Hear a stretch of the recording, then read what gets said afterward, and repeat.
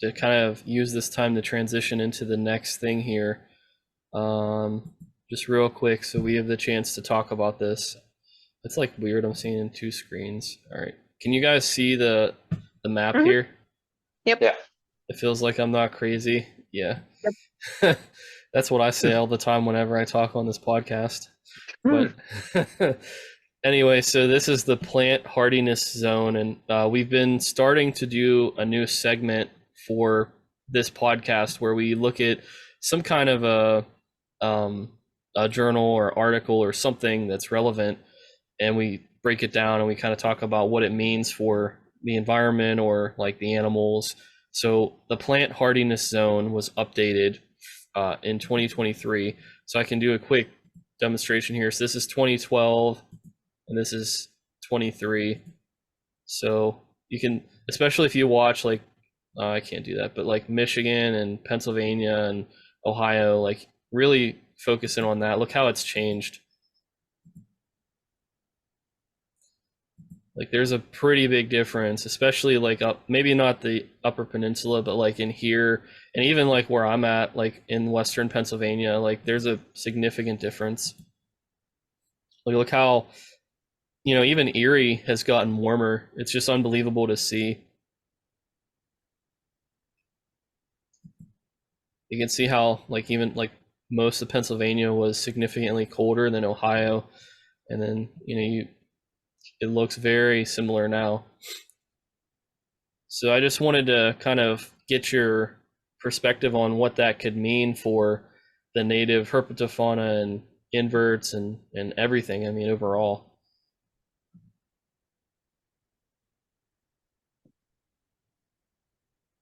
Yeah, I think going out hiking just this past December, having some like almost like balmy, rainy nights, you're like, could there be like salamanders on the move right now, like being tricked? Like obviously there are more factors that go into it, like photo period and uh, a lot of things, but um, you start to wonder when do some of these shifts start to happen, and it, yeah, I don't really know. I'm just wondering. I've noticed this year specifically, October was a very September and October were very good months for wood frogs and American toads up here in Hmm. Pennsylvania, where I never saw that before. Where I was out, Hmm. it was a rainy night and they still hadn't been digging. Well, the toads were not like hiding yet. And it was just similar to spring because you would have really rainy nights, foggy nights. It'd be very humid. It would almost be like a second spring. I think that the early fall is starting to. And here's something else. I didn't really get the chance to talk about this anywhere else, but I went to one of the breeding grounds that I normally go to for Frog Week. I just wanted to see, is it possible that there are frogs that are at the breeding ground in October? And I was really shocked because I saw a male wood frog sitting in the water. He wasn't calling when I was there, but just the fact that he's in the water, uh, and the water was, flooded. It looked like it did in the spring.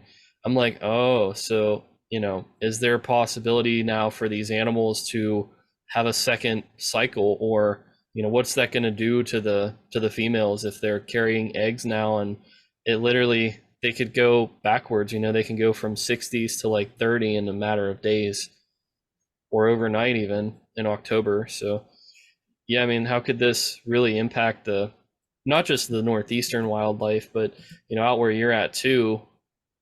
It looks like it's shifted as well. If you look at that map, like it does look like it's shifted, so it's Yeah, warmer. I think yeah, we're all starting to feel it and recognize just some of the warmer winters, and um yeah, I feel like I haven't been in a place long enough in the last little while to sort of do what you're doing and go back to some of these sites and really see year by year. And I think that's really important um, to continue checking these places out and seeing how they're doing. That's something I would like to do more of.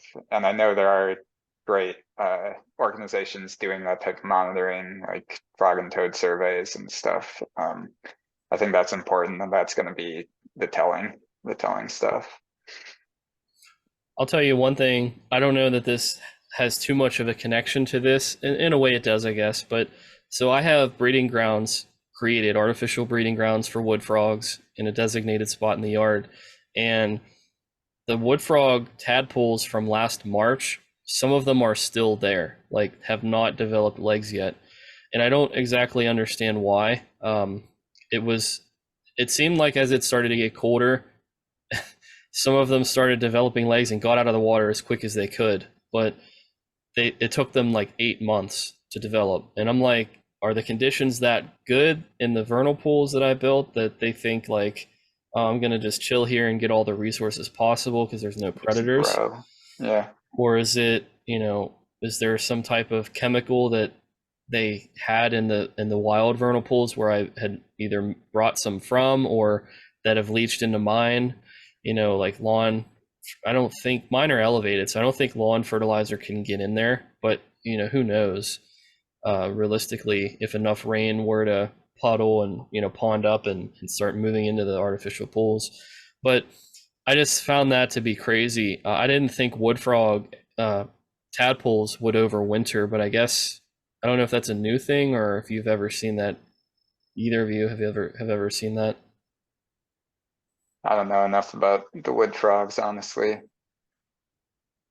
Yeah, I haven't actually done a ton with the full life cycles of native species or whatever, because that's not a thing that we work with breeding in captivity at a commercial place like Josh's. There's either not the interest for them or not the legality to send them to a bunch of different states.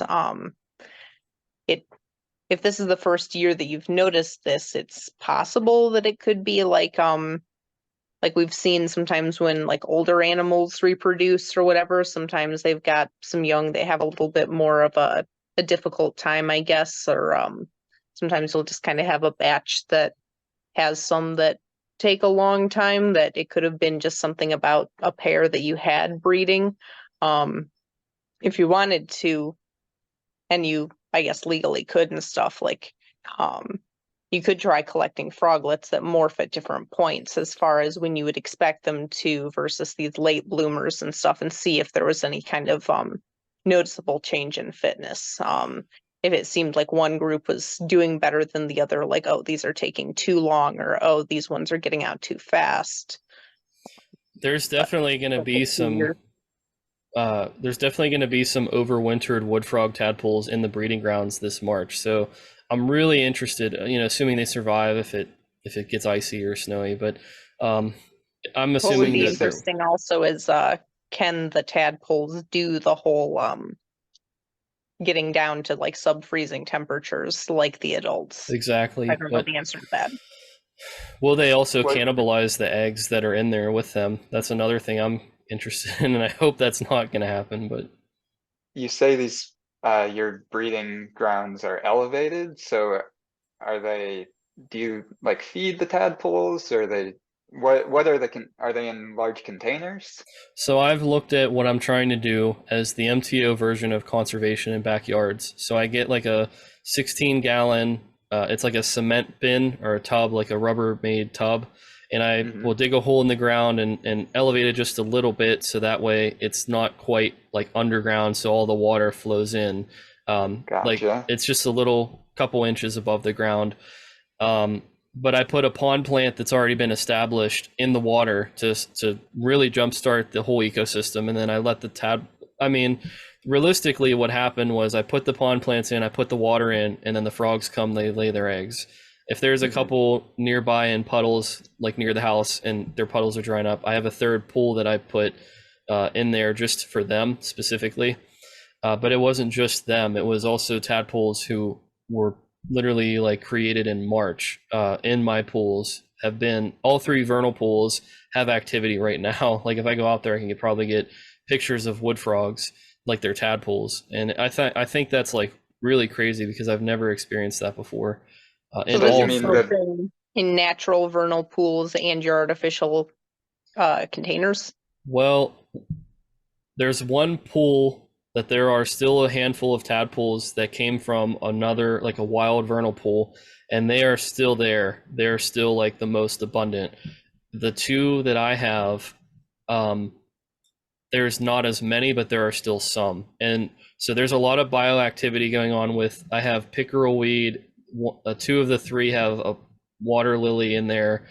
And I have, I think it's a bulrush. I think it's some type of bulrush. So all three of those, plus there's a river birch tree that has dropped its leaves that fall in, and I think there's a maple tree. So there's all of this, and I think it's aquatic isopods that are in the water as well. So there's some different creatures in there with the tadpoles that are thriving alongside them that don't eat them. Um, so What's I the status of the wild or of the vernal pool you got the tadpoles from the? Oh, it has dried up and filled back up and dried up. So So that might be a cue to the tadpoles, perhaps. what, that the Do you- conditions are so good that they're just gonna hang or out just longer. I honestly don't know that much about the wood frog tadpoles, but yeah, maybe there's some sort of cue that they get when whether it be like water temperature or water level or yeah, other Do you things top leaving, these up, or do entering. you just let it do what it will?